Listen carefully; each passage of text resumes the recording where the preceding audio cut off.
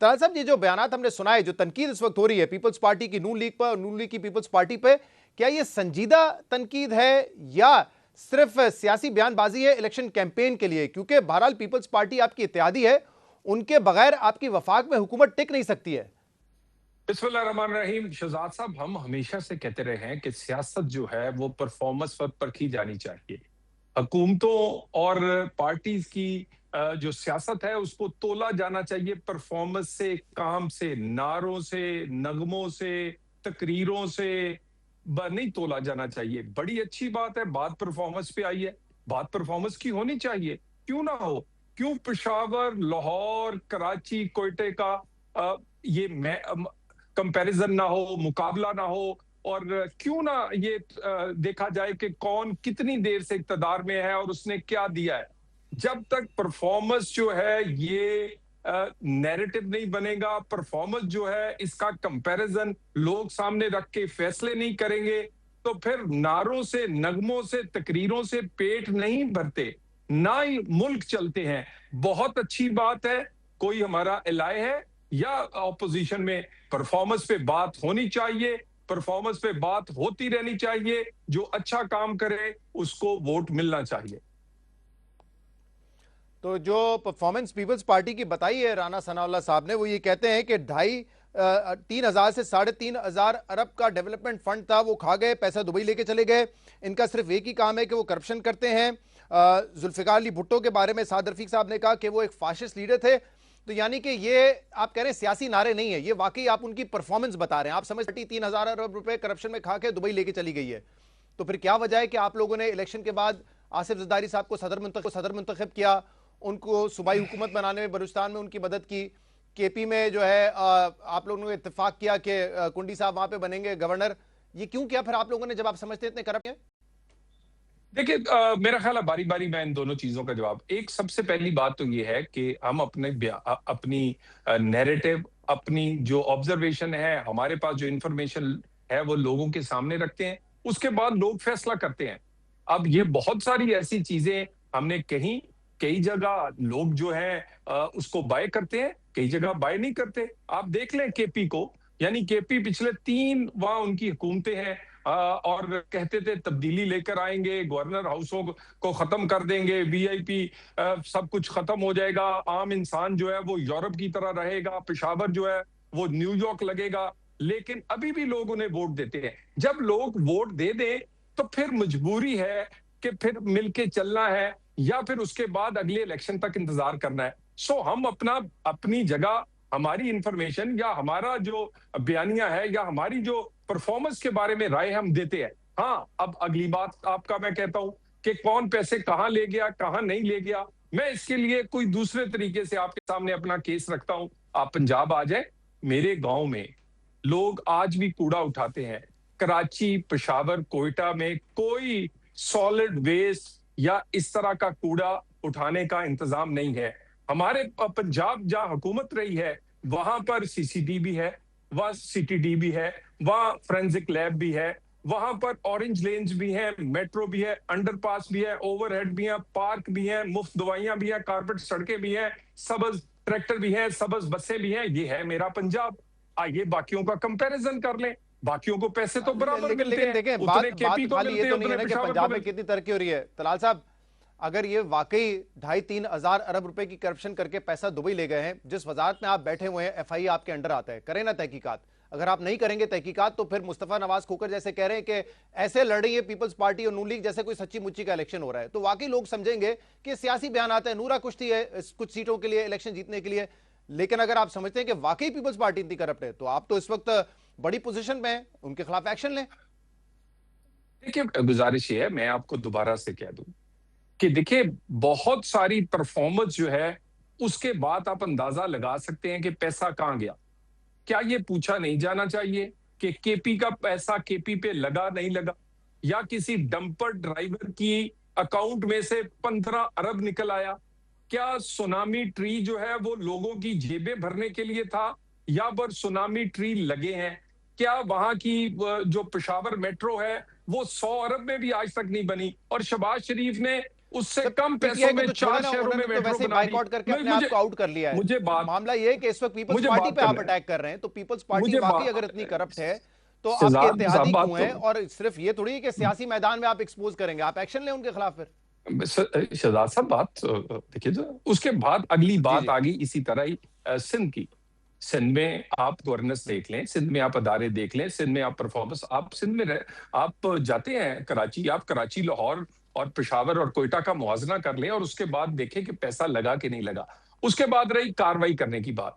देखिए, अगर कोई ऐसी बात सामने आएगी 2+2 तो उसके पे बिल्कुल कार्रवाई की जाएगी। लेकिन मुझे ये बताइए, जब लोग वोट दे दें, वोट देने के बाद क्या मुल्क चलाने चाहिए या फिर अपनी ईगो और अपने सिर्फ मैं कहूं कि मैं ही सच्चा हूं, सिर्फ मुझे ही वोट दिया जाए? हमने ये बहुत कुछ गिलगित के इलेक्शन में भी कहा, गिलगित के लोगों ने वोट दिया, हमने तस्लीम कर लिया। हमने ये बहुत कुछ जनरल इलेक्शन में भी कहा, केपी के लोगों ने वोट दिया, हमने तस्लीम कर लिया। इसी तरह जब कोई वोट दे देते हैं लोग, उसके बाद हम तस्लीम करते हैं। उससे पहले बयानियां देना, उससे पहले अपनी नहीं लेकिन इंफॉर्मेशन शेयर करना, तलाल लोगों साहब, को बताना, ये हमारी फर्ज बनता है। तलाल साहब, पीपल्स पार्टी कहती है आपको वोट नहीं पड़ा। शर्जील मेमन ने कहा है आप रेंटल एग्रीमेंट पर इस वक्त हुकूमत में बैठे हुए हैं और आप मालिक बनने की कोशिश कर रहे हैं। आपको पता है बार बार आपको आपके इत्तेहादी ताने देते हैं फॉर्म 47 के, वो कहते हैं वोट नहीं पड़ा आपको, ये रेंटल एग्रीमेंट है जिसमें बैठे हुए हैं आप।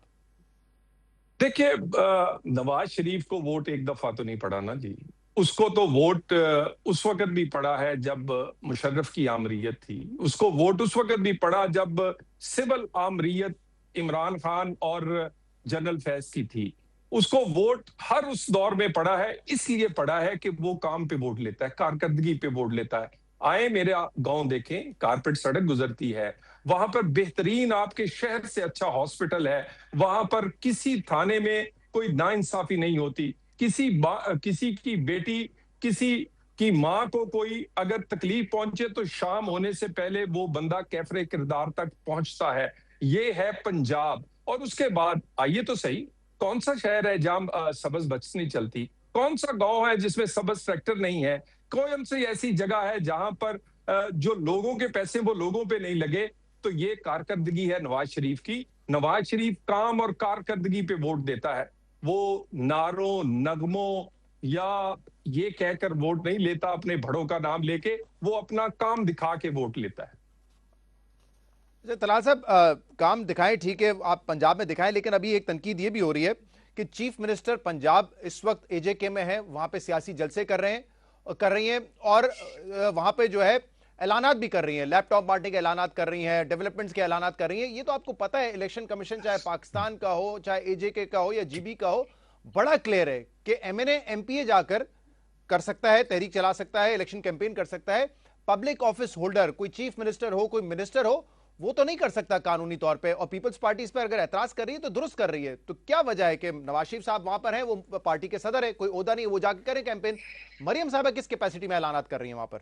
देखिए, पाकिस्तान के अंदर होने वाले इलेक्शन में बहुत सारी बंदिशें हैं। ये आजाद कश्मीर का इलेक्शन है।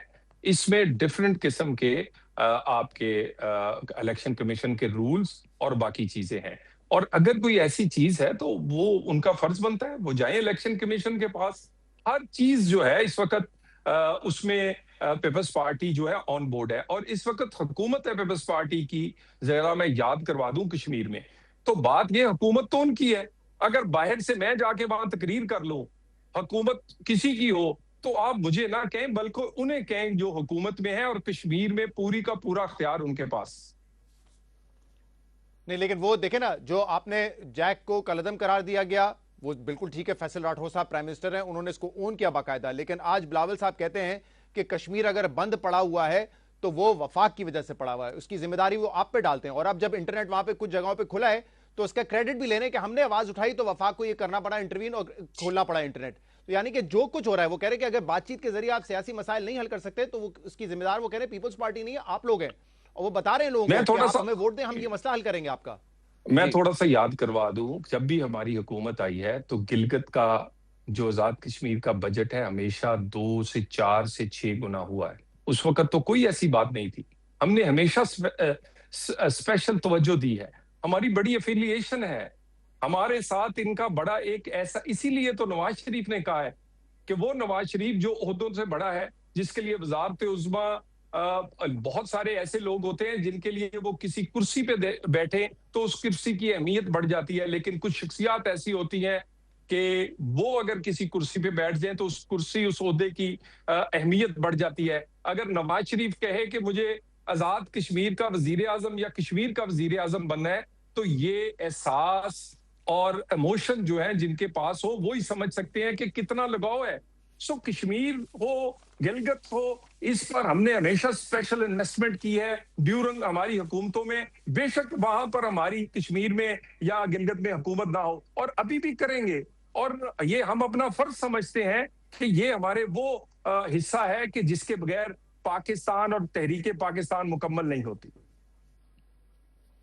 अच्छा तलाल साहब, एक और मौजू पे मैं आपसे बात करना चाह रहा हूं। हम देख रहे हैं दोबारा अनफॉर्चुनेटली जो है जंग एस्केलेट कर रही है ईरान और अमेरिका के दरमियान, और पाकिस्तान ने इसमें बड़ा जबरदस्त किरदार अदा किया। एमओयू तो करवाया, लेकिन ऑब्वियसली दोनों फरीकैन पे डिपेंड करता है कि वो उस पर अमल दरामद कैसे करते हैं। लेकिन इस दौरान आपसे जिस रहनुमा से हमारी बात हुई हुकूमत के, वो कहते थे कि हमारा कोई जाती मफाद नहीं है। ऑब्वियसली जब इस खत्ते में पीस आएगा, अमन आएगा, तेल की कीमतें नीचे आएगी, वो बेनिफिट करेगा पाकिस्तान को, लेकिन कोई हम बायलैटरल बेनिफिट नहीं लेने जा रहे, ना ईरान से ना अमेरिका से। लेकिन 2 दिन पहले यह खबर आई है कि फाइनेंस मिनिस्टर औरंगजेब साहब, जो कि वाशिंगटन के दौरे पे हैं, वहां उन्होंने अमेरिका के जो फाइनेंस सेक्रेटरी हैं, ट्रेजरी सेक्रेटरी हैं, स्कॉट बेसेंट, उनसे यह कहा है कि पाकिस्तान को $10 अरब की एक्सचेंज स्टेबलाइजेशन सपोर्ट फैसिलिटी चाहिए। आसान लफ्जों में एक तरीके का कर्जा है जो मुख्तलिफ टाइम पे लिया जा सकता है। एक हमारे पास ये एक फैसिलिटी होगी कि हम $10 बिलियन उनसे लें।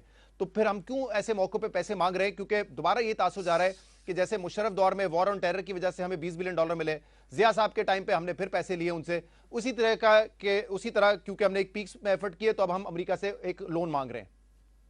देखिए, वो पैसे जो थे वो लेके खर्च कर लिए गए थे।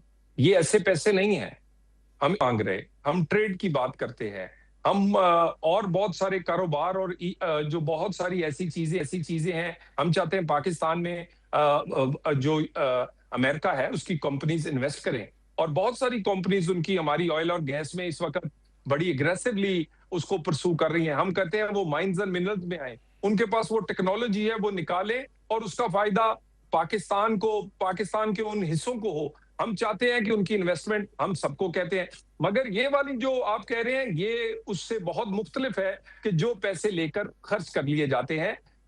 इसको मेरा ख्याल है कि उस तरह आप नहीं जोड़ सकते। लेकिन ये बाकी हमने, मेरी गुजारिश इन्वेस्टमेंट हो तो बड़ी अच्छी बात है। ये तो अच्छी बात है कि इन्वेस्टमेंट हो, ट्रेड हो, लेकिन यहाँ तो हम एक स्टेबलाइजेशन फैसिलिटी मांग रहे हैं, और ये अमेरिका ने दी है कुछ साउथ अमेरिकन कंट्रीज को, तो एक तरीके का स्वैप और कर्जा ही होगा ना ये तो फिर।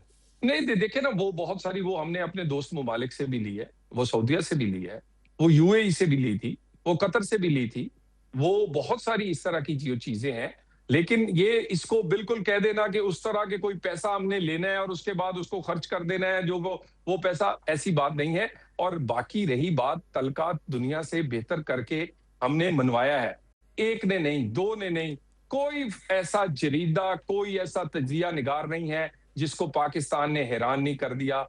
शहबाज शरीफ और जनरल जो हमारे चीफ ऑफ आर्मी स्टाफ है, ये याद रखा जाएगा कि इस जोड़ी ने पाकिस्तान की डिप्लोमेसी को अरूज तक पहुंचाया था, और ये अरूज आपको इसको कैपिटलाइज होता हुआ आम आदमियों तक इसके फायदे पहुंचते हुए हर आने वाले दिन में नजर आएगा।